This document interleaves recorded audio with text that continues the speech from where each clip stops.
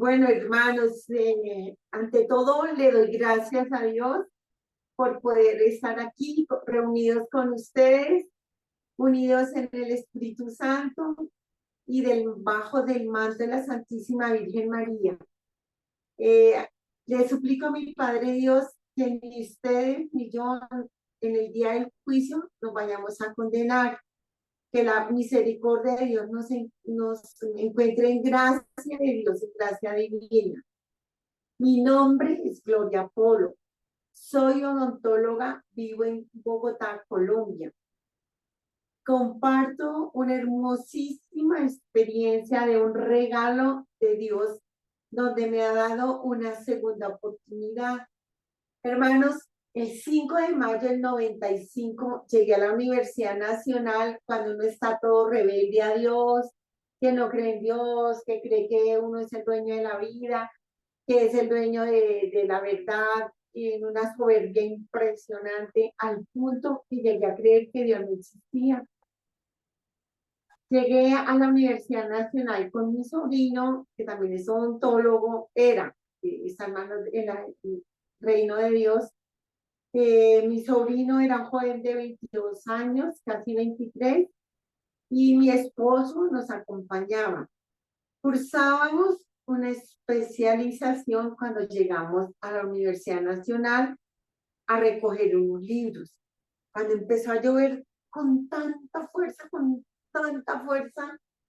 eh, tuvimos que obligatoriamente salir y irnos debajo de un paraguas muy pequeño porque hasta las 5 teníamos la oportunidad de recoger esos libros. Cuando empezamos a saltar para evitar coger charcos, nos cayó un rayo. El rayo nos dejó sin vida a mi sobrino, a mí y a mí. Quedamos en paro cardíaco, todo mi cuerpo se quemó, se cayó la carne de mis brazos, de mis dedos, de mis senos, las costillas quedaron destapadas, el rayo quema mi vientre y mis piernas quedaron sin carne, y especial en la pierna derecha, donde salió el rayo. Lo más grave no fueron mis quemaduras externas, lo más grave fue lo que hizo el rayo dentro de mi cuerpo. Mi hígado se quemó, mis riñones, todo se afectó, absolutamente todo. Especialmente los ovarios, porque yo tenía un dispositivo en cobre para evitar tener hijos, para planificar, y parece que ese cobre potencializó la descarga eléctrica sobre mi cuerpo, sobre todo en la parte interior.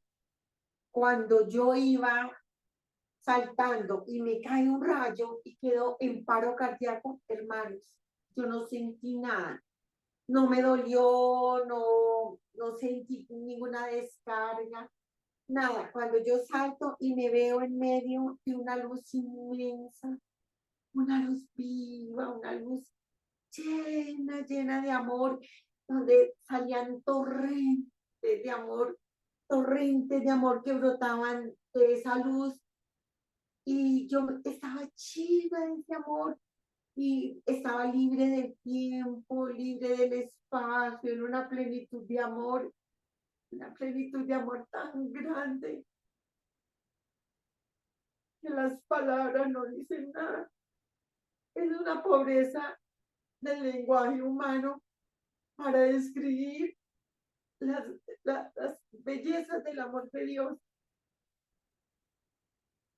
Cuando yo quedo sin vida, yo puedo explicar la muerte de esta manera.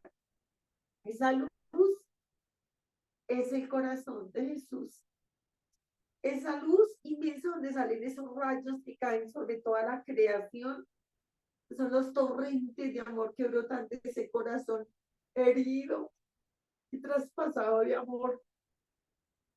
Yo, cuando me veo en esa luz, vi como si estuviera subiendo así como si fuese un túnel, pero entendí que cuando uno muere, las manos del divino Dios, del divino Jesús, nos recoge así y nos va acercando a su corazón divino.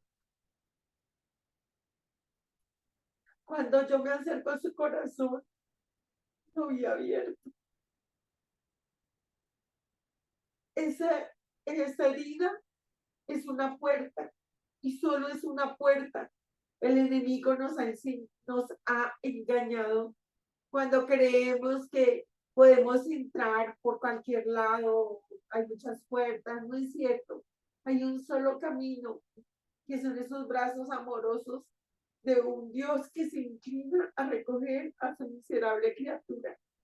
Y solo una entrada al cielo, que es el Sacratísimo Corazón, que es la Santa Eucaristía. Esa luz gigante, radiante, que sale a nuestro encuentro en la muerte, es su corazón eucarístico. Y está herido. Y esa herida es una puerta. Y esa puerta está delimitada por dos árboles vivos al lado y lado, llenos de amor. Y cuando yo me acerqué a ese dintel, a esa puerta, a esa entrada, yo estaba libre del tiempo, estaba libre del espacio, veía a todas las personas al mismo instante y yo quería que ellas sintieran mi amor, ese amor que a mí me inundaba, pero a mí nadie me sintió. Solo mi hija de 9 años fue la única que sintió ese abrazo amoroso y ella se asustó porque se sintió abrazada, pero no vio a nadie. Y cuando yo estoy en el dintel de ese jardín, veo un jardín bello, un jardín lleno de amor, un jardín con unas praderas hermosas, unas flores indescriptiblemente hermosas. Yo quería entrar, yo quería entrar a ese jardín, pero cuando yo voy a entrar no puedo, no estoy en gracia de Dios. Lamentablemente, desde los 13 años caí en el pecado mortal y me quedé ahí. Cuando no se cae el pecado mortal, queda el alma muerta. Y el demonio le da a uno muchos deleites para que uno no se sienta muerto. Los placeres sensibles inmediatos, los tangibles, es el fuerte del demonio, de Lucifer. Entonces uno no se da cuenta que está muerto y sí, tiene su carne viva y piensa en estar linda, en hacer dietas, en hacer aeróbicos, en tener un buen cuerpo, lo más cercano a lo que se llaman medidas lindas, perfectas, pero el alma está muerta. Cuando yo voy a entrar, en ese momento siento el dolor de Jesús. Usted no se imagina el dolor de Jesús de perder un alma. Usted no se imagina el sufrimiento de un Dios enamorado que lo ha dado todo, todo, todo por amor a nosotros, su vida, su cuerpo, su alma, su divinidad, nos alimenta con su corazón para que tengamos vida eterna. Y sin embargo, el dolor de un Dios enamorado que respeta la libertad de la criatura. Si en la vida terrena yo no acepté la misericordia de Dios, si en la vida terrena no escuché el amoroso llamado de un Dios, en la eterna voy a estar sin Dios, porque Dios no obliga a nadie. Hay algo hermosísimo de esta experiencia que a mí me impactó, que a pesar de ese gran amor de Dios, nos deja totalmente libres para responderle a su amor o para rechazarlo. No nos presiona para nada, porque hay un respeto de todo un Dios respetando la libertad de la criatura. Cuando el Señor me empieza a retirar de su corazón, y yo siento el dolor de ir a perder a Dios, el dolor más terrible en la eternidad no es el fuego del infierno. El dolor más terrible de la eternidad es que después de haber recibido ese amoroso Dios que te abraza y que se despide de ti porque no los quisiste escuchar, y después eternamente quedarse sin ese amor, es el tormento de la criatura, ni siquiera es el fuego del infierno, el odio ardiente, no es nada comparado al tormento de esa persona que se queda sin el amor de Dios por su propia voluntad. Cuando el Señor me va separando de su corazón, de inmediato extiende un poco más su misericordia y en lugar de entregarme al diablo, de quien merecía pertenecer, de hecho pertenecía por mi propia voluntad, Él me devuelve a mi cuerpo. Cuando yo regreso a mi cuerpo, está sin vida, está en la camilla de la enfermería de la Universidad Nacional, donde los médicos luchaban para sacarme del paro cardíaco. Yo entré a mi cuerpo y convulsioné. Fue terriblemente doloroso entrar a ese cuerpo quemado, terrible, terrible. Las quemaduras del cuerpo, mi carne sonaba, botaba humo azul, horrible, como si me estuviera fritando en una paila, así sentía yo cuando entró mi cuerpo. Me llevan al hospital, en el hospital comienzan una serie de cirugías donde van raspando todas las carnes quemadas. Y, Señor, qué dolor, porque en todos esos procesos quirúrgicos mis riñones no funcionan, mis pulmones están con muchísimo derrame pleural por la quemadura, me colapso, mi hígado está quemado y me pongo como un monstruo en esos procesos quirúrgicos y en uno me agravo. Hago un paro cardíaco de nuevo y ¡pam! Estoy fuera de mi cuerpo. Los médicos hacen reanimación y me conectan a la unidad de cuidados intensivos, donde duró 3 días agonizando, muriendo. Y al tercer día, para sorpresa de la ciencia médica y para la gloria de Dios, papá Dios me devuelve. Pero en esos 3 días yo tengo una experiencia totalmente distinta. Cuando yo salgo de mi cuerpo, veo a las personas que salen de las paredes, pero eran criaturas horriblemente pavorosas. Inicialmente parecían personas porque se veía las personas a través de las cuales yo fui seducida al pecado. Pero después esas personas pierden su máscara, fueron esas personas que eran conocidas en el transcurso de mi vida, pierden su rostro y veo unas pavorosísimas, pero pavorosas, horrorosas, aterradoras, criaturas totalmente deformes en el odio.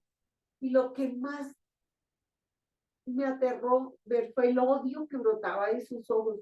Un odio que quemaba peor que el rayo. Un odio que dolía cuando te miraban esas criaturas, te dolía todo tu ser y te quemaba, te traspasaba en odio. Y yo inicialmente pensé que había quedado alucinando porque me faltaba el oxígeno y quise buscar una explicación biológica, fisiológica, por qué yo estaba viendo esas criaturas. Pero llega de nuevo sobre mí la sabiduría y cuando llega sobre mí la sabiduría que está por encima de la inteligencia humana, me doy cuenta con horror, con terror, con pánico, con angustia. No, no hay una palabra que pueda describir el encuentro entre esos demonios y yo. Yo en ese instante siento el horror que viene a recogerme y como yo andaba en la nueva era y en todas estas ciencias del ocultismo, desde los 13 años tristemente me consagré al diablo creyendo en agüeros, en supersticiones, en horóscopos, me hicieron lectura de tabaco, de cartas, y así me fui envolviendo en esa golosina venenosa con el cual el demonio atrapa las almas para que traicionen a Dios gravemente contra el primer mandamiento y empiece a uno a seguir al demonio, porque es que la brujería es un pecado demasiado aterrador. En ese camino de consagración diabólica que sin darme cuenta me fui hundiendo, hundiendo, terminé en las ciencias de la nueva era y en los viajes astrales, el poder del tercer ojo, mandar mensajes a la mente de la gente, tratar de dominar a las personas con el poder de la inteligencia. Yo pensaba que era el poder de mi mente, no era cierto, era Lucifer, ángel de luz caído, luz falsa, que a través de mí enseguecía a las personas que se me acercaban y lamentablemente arrastré a muchísima gente por todas estas ciencias. A alguien le dolía la espalda y yo le decía, ábrete los chakras, coge la energía astral. No, increíble toda esa cantidad de acciones perversas y maquiavélicas que lo hunden a uno en todas estas ciencias que aparentemente quitan dolores, dejan en paz, quitan angustias, y no es más que una consagración diabólica. Yo tenía sus poderes. Cuando a mí esos demonios me vienen a recoger, yo solo pensé en atravesar la pared del quirófano y salir a hacer un viaje astral y refugiarme y bueno, pensé tantas cosas, pero mi voluntad duró hasta que atravesé la pared del quirófano. Cuando yo atravieso la pared del quirófano, fue un salto al vacío. Caigo, caigo en un abismo donde ya no puedo retornar, donde mi voluntad, los poderes que tenía, no me sirven de nada. Me encuentro en un montón de cárceles vivas, celdas vivas, y al principio había luz, y en el fondo ya, ya era pura niebla horrible, horrible. Donde había luz, veo unas bellísimas almas orantes, alabando a Dios, adorando. Ellas estaban totalmente resplandecientes de blancas, habían sido ya restauradas por el Cordero de Dios. Cada vez que un sacerdote nombra a las santísimas, a las benditas almas del purgatorio, las manos de Cristo, que son las manos del sacerdote, toma todas las almas del purgatorio y las mete en el cáliz de la salvación. Cuando termina la plegaria por los difuntos, la retira y las vuelve a poner allá en esas cárceles, en esas celdas vivas, donde ellas, las almas del purgatorio, no pueden hacer nada por ellas ni por nosotros. Las únicas almas que pueden interceder por nosotros son las que ya están vestidas del Cordero de Dios, porque cada vez que el sacerdote las mete al cáliz y las saca, sus vestidos que están rotos, ajados, con huecos, están incompletos, ellas no pueden hacer nada. Y sin las vestiduras del Cordero, sin santidad, nadie va a ver al Padre Dios. Y es la misma Eucaristía, el mismo Cristo que poco a poco va vistiendo al alma lentamente y hasta que ya no esté totalmente revestida de Él, perfeccionada de Él, no puede subir al cielo. Y ellas, a medida que se hacen las santas Eucaristías por ellos, y mucho más valor cuando sus parientes asisten a la Santa Eucaristía, y de muchísimo más grande cuando sus parientes comen el cuerpo de Cristo en la Eucaristía, que mandaron a hacer por sus parientes y difuntos, porque ellas son revestidas mucho más porque las está revistiendo el amor de una familia que cuando manda a hacer una Eucaristía está perdonando toda deuda que haya tenido y todo pendiente con el alma del purgatorio y esa Eucaristía nos ayuda a reparar a nosotros en vida y a ellos las ayuda a vestir y, ¿saben? Lo que más le ayuda a un alma para no sufrir tanto en el purgatorio es en vida ir a la Santa Misa todos los días y adorar a Jesús sacramentado, aunque sea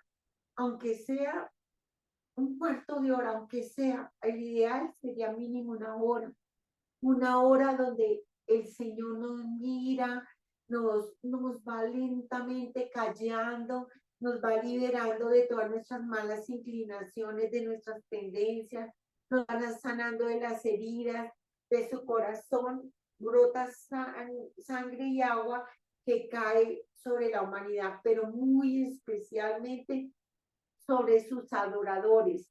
Los adoradores del Santísimo, al recibir esa agua en su alma, llevan esa agua y la comparten con el prójimo. Es un movimiento del cielo, del Dios Todopoderoso que por amor está escondido en una santa Eucaristía, derramando su gracia y su misericordia. Y llegan los adoradores que llegan como si llevaran un recipiente para llevar el agua que brota del corazón de Jesús, en el corazón eucarístico de Jesús, en el santísimo sacramento del altar. Entonces nosotros nos llevamos una olla o un recipiente, llevamos nuestra alma y al postrarnos delante del amor y decirle solo yo te amo y dejarse silenciar de Dios, que nos silencia para poder entrar y hacer cirugía de nuestra alma, ayudándonos a liberar de tantas cosas que nos hace caer en el mal y sanándonos de las heridas recibidas. Nuestra alma desocupada es llena, llena, llena, llena del amor de Dios, que es un agua viva que entra en nuestra alma. Y esa agua llena, rebosante, es para salir de la iglesia y empezarle a dar a un mundo que está seco, seco, sin Dios, el agua del Espíritu, para que esa adoración hace las veces de una intercesión con toda la humanidad. Un adorador así piense que no hizo nada, que se durmió, que se aburrió, que se distrajo. Un adorador, una hora en el Santísimo, Dios hace grandes maravillas para el mundo entero. Quizás hay un alma en cualquier país, una persona que va a morir sin conocer de Dios o en pecado mortal, y con esa agua viva que llega a él, puede alcanzar la misericordia de Dios y puede salvarse. Entonces, esa es la belleza de la Santa Eucaristía, la belleza del amor de Dios. Y, y saben, hermanos míos, saben, es tan hermoso ir al Santísimo, así nosotros pensamos que de pronto hemos perdido el tiempo, porque cuando tú te mueras, Dios te va a mostrar toda la bendición que recibió el mundo entero por una hora que estuviste al Santísimo. Aparte de eso, así tú no digas nada, tú vas con esa agua viva y el ángel de la guarda de los pecadores sacan del agua que tenemos nosotros y se la ponen para hidratar a las almas que están muertas y resecas en el pecado mortal. Es hermoso lo que es la comunión de la iglesia, es hermoso lo que es ser un adorador, y esta misma adoración va reparando nuestros propios pecados. El enemigo también, así como el ángel de la guarda, está pronto para compartir el agua que tenemos dentro, y los otros ángeles la reciben para darle a las almas muertas, a las almas resecas, a las almas necesitadas, a un agonizante.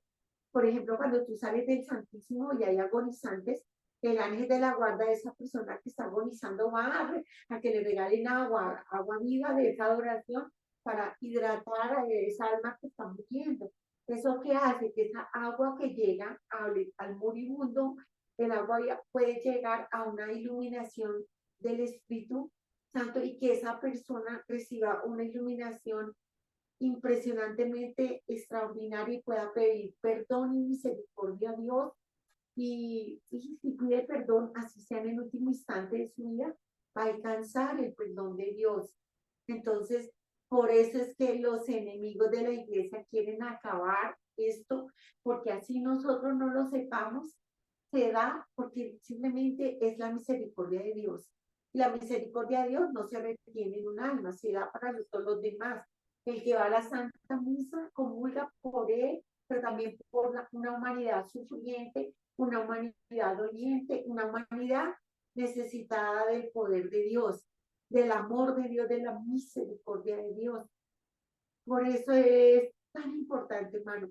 Si usted no quiere durar tanto tiempo en el purgatorio, si usted, confiando en Dios y papito lindo, que moramos, que cuando nos llegue la muerte, estemos sin gracia de Dios y no alabando al demonio a través de la brujería, a través de la adivinación, de la idolatría, ocupados consiguiendo dinero cuando no nos podemos llevar nada cuando morimos y edificando para un futuro cuando no sabemos si nos vamos a morir ese día o al otro día. Y, ¿saben? Cuando yo bajé a esa celda, había un agua viva que había empapado totalmente, ahí era como si fuera el lago que había dentro, que yo vi en el jardín, entonces era como si el lago estuviera ahí, en el jardín de Dios, ahí empapando esas almas, y cuando los ángeles venían y sacaban a esas almas que amaron muchísimo la Eucaristía. Si bien quizás en vida no, pasaron muchísimo tiempo para que la iglesia, sacramento de salvación para toda la humanidad, las fuera vistiendo y reparando por sus pecados. Cuando uno muere y Dios le abre el libro de la vida, le muestra a cada una de las personas cuántas personas, sacerdotes y religiosas oraron por cada uno de nosotros. Yo vi esto. El Señor me mostró cómo una iglesia sufría toda orando por mi pecadora, que estaba rebelde a la misericordia de Dios. Entonces, cuando uno está allí en el purgatorio, agradece inmensamente las oraciones que hacen sus familiares y algo que le calma el tormento, el sufrimiento, el grito, el alarido de empezar a hacer retirar todas las carnes putrefactas por el pecado, especialmente los que han abortado, que pecaron en su cuerpo y mataron a un bebé y ofrecieron ese bebé al diablo, sacrificio diabólico. Imagínense lo que es reparar eso. También los que han caído en adulterio, en la pornografía, en las depravaciones sexuales, en la infidelidad, ellos sufren amargamente porque tienen que reparar por su carne y su carne sufre terrible, terrible. Yo pequé muchísimo, hermano, yo pequé demasiado, me convertí en una asesina, defensora del aborto, defensora del adulterio en la mujer, cuántas cosas hice, pero una bendición que yo tuve es que en mi cuerpo solo hubo una lectura de un nombre. No me acosté ni con varios hombres ni nada de eso. Cuando una persona se acuesta con muchísimas personas, ellos pesan más, pesan más, y le tienen que poner una carne incorrupta, libre de pecados, tiene que desgarrarse todo ese pecado que se hizo parte de esa persona. Entonces, por ejemplo, si mi papá, mujeriego, toma trago, cuando yo lo vi, él gritaba el adulterio, el adulterio. Y mi papá en la vida nunca vio un pecado ser adúltero. Él pensaba que eso era parte de ser macho, de parte de ser hombre. Y él nunca pensó que era malo y formó a mis hermanos machos, machos, porque para eso era para ellos hombría, tener hartas mujeres, ir a los prostíbulos. Pero mi papá decía, yo amo a mi mujer y solo una mujer tengo porque es la mujer que me dio Dios. Y mi hogar es mi hogar porque Dios me lo dio. Y mis hijos, él decía, yo sería incapaz de dejar abandonados a mis hijos por irme en pos de otra. No. En ese sentido, aunque estaba cometiendo pecado de adulterio, la tenía muy clara en que su matrimonio era santo, porque fue el santo Dios el que se unió la pareja, y no un sacerdote un sacerdote como un hombre, nunca. El sacerdote y en las vestiduras de Cristo, así su envase, que es el hombre, sea pecador es Cristo, Cristo, nuestro Señor, el que a través de la vida que tiene el sacerdote en el corazón, es el que viene y alimenta al pueblo con lavándonos nuestras vestiduras llenas de pecado con la sangre preciosa de Jesús en el sacramento de la confesión, y en la confesión con dolor, contrita, arrepentida. Cada vez que uno se confiesa, las manos de Cristo, las manos del sacerdote, arrancan los demonios que son los pecados y nos deja el alma limpia como la nieve, pero las vestiduras del bautizo, cada vez que pecamos, entra un demonio, arranca ese pedazo y el alma queda muerta, así el cuerpo esté vivo. Por eso se llama pecado mortal. Y entonces él busca otros pecados para que esa alma no vaya quedando encadenada y no busque la misericordia de Dios. Dios mío, qué astuto es el mal y qué triste que nosotros no nos acogemos ni a la palabra de Dios para que nos dé fuerza, ni ir a visitar al Dios vivo y presente en el Santísimo Sacramento del altar. Y no nos acercamos a un grupo de oración para agruparnos, para que entre todos formemos un cuerpo y nos ayudemos. Pobrecitas de esas personas, Dios mío, porque pertenecer a un cuerpo, pertenecer a esa iglesia que nos ama, ser alimentados por el mismo corazón de Cristo y ser resucitados del pecado mortal cada vez que nos confesamos, en nuestra alma muerta vuelve y se levanta, porque el Señor, nuestro Dios, que nos ama tanto, nos levanta con la confesión.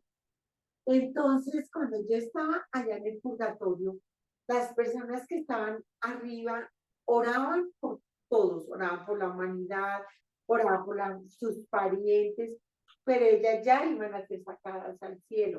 Cuando yo voy bajando, ya las almas ya no están tan lindas, ya están más desfiguradas, y ellas se lamentan y gritan de dolor porque ya no quisieran tener ese pecado ahí, o la consecuencia del pecado. En el purgatorio llegan los pecados que han sido perdonados, es decir, yo pequé, pero un ejemplo, toda la vida viví en pecado y al último instante de mi vida me arrepiento. Entonces no voy al infierno, pero mi purificación es muchísimo más larga, muchísimo más dolorosa, muchísimo más sufrimiento, porque yo deseo ir a donde Dios, yo deseo amar, vivir con Él en su amor eternamente, pero a la vez yo misma me avergüenzo de las vestiduras y me avergüenzo de las consecuencias de mis pecados, y me duele y me duele y me duele profundamente. El dolor de un alma de purgatorio es terrible, el dolor que se siente de haber pasado por la vida haciendo el mal, indiferente, indolente al sufrimiento ajeno, y no solo, y cuando uno ha hecho el mal, uno ve cuántas almas destruyó. Con la lengua también se sufre muchísimo, Señor, misericordia, que podamos refrenar esta lengua que es asesina, que mata, que calumnia, que da malos consejos, que extravía otras almas, que seduce muchas almas inocentes de Dios para arrancarlas del corazón de Dios y llevarlas al poder de las tinieblas, hacerlas esclavas del demonio, porque tristemente nosotros no obedecemos a Dios cuando nos dicen, ve, llevar esta agua a los sedientos de conversión, háblales de mí, que yo hablaré a sus almas a través de ti. En cambio, el diablo, cuando uno peca, lo manda a que traiga más personas a donde uno está pecando y ahí sí se mueve uno. Yo, cuánta gente metí en la brujería, cuánta gente metí en todos estos terribles pecados de feminismo, de liberación femenina, de adulterio de la mujer, de aborto, de eutanasia. Yo abanderaba todo esto, hermanos. ¿Se imaginan el suplicio de todo este pecado?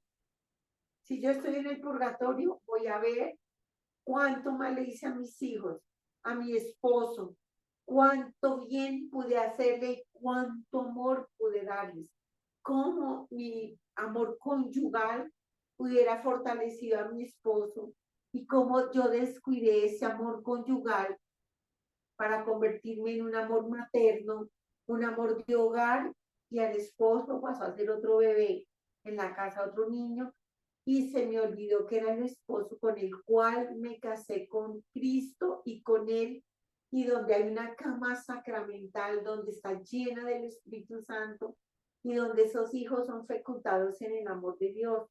¡Cuántas maravillas! Indescriptibles, por decirle maravillas, porque no tengo palabras para expresar cuánto regalo de nuestro amado Dios a través de los sacramentos. Cuando yo vi a mi papá quemándose en el pantano, en las partes bajas, vi a mi mamá en las partes altas. Mi mamá fue una mujer adoradora del Santísimo, que no, al principio muy seguramente sufrió muchísimo y su corazón se lastimó con las infidelidades de mi papá, pero la fuerza y la gracia de Dios, el amor de Dios fue poco a poco, sanándola y llenándola de un profundo amor a Dios. Y ella decía, yo encontré la alegría y la felicidad que no procede por cuenta de una persona, ni de un dinero, ni una cosa, ni una persona. La felicidad solo procede de Dios, solo de ahí. Y desde el amor en Dios puedo amar a mi esposo sin esperar nada a cambio y con el deseo inmenso en el corazón de que ese hombre con el cual yo juré estar con él hasta que la muerte nos separe, es que ese hombre un día, por la misericordia de Dios, entre al reino de los cielos. Hermanos, si supiéramos cuánto amor Dios nos tiene, si supiéramos cuán grande es su amor, cuán grande es su misericordia, las iglesias estarían así de llenas, llenas. A mí me preocupa algo, y es que las almas de arriba fueron vestidas mucho más rápido porque sus parientes mandaban a hacer santas misas por ellas y comulgaban por ellas. Tenían dolor de la persona en la eternidad, pero su dolor más grande era pensar que esa alma estaba en el purgatorio y estaba necesitada de un vaso de agua viva que calmara el ardiente fuego de sus pasiones y de todo el mal que hicieron y del bien que no hicieron. Mi papá, ¿qué necesitaba? Santas Eucaristías, y que sus hijos varones enmendaran su vida porque se volvieron fotocopia de mi papá. Mi papá veía eso como algo normal, que el hombre fuera así, y así formó a mis hermanos. Entonces, allá el sufrimiento era impresionante. Mi papá que necesitaba la conversión de ellos, las obras de caridad de ellos y las santas eucaristías, las oraciones de ellos, porque era esas cuando usted ora por un alma de purgatorio, es como si usted tuviera un poquito de agua viva y se la lleva en el purgatorio y le calma la ardiente sed de la persona, sed del Dios vivo, sed de la misericordia de Dios, sed de sentir el amor de Él. Uno se quema deseando sentir el amor de Dios. Se quema ardiente porque por dentro el cuerpo queda ardiente, esperando que se calme ese calor y ese fuego y esa sed, y eso solo la calma la Santa Eucaristía. Pues yo no me pude quedar allí, mi mamá estaba en las partes altas, no le pude hablar, sus vestidos eran hermosos como los de una mujer enamorada de Dios, y a mí me preocupa algo, hermanos. A mis padres les mandamos a hacer muchas santas Eucaristías, y la pregunta es la siguiente, hermanos: ¿cuánto les gusta ir a sus hijos a la Santa Eucaristía? Si la respuesta es que a su hijo no le gusta ir a la Santa Eucaristía, significa que cuando usted esté necesitado en el purgatorio, no va a tener la misericordia de sus hijos para con usted, para poder ayudarle a subir, porque el purgatorio tiene así, como si fueran escalas, como estados, y en la medida que uno ha pecado más, se va más abajo.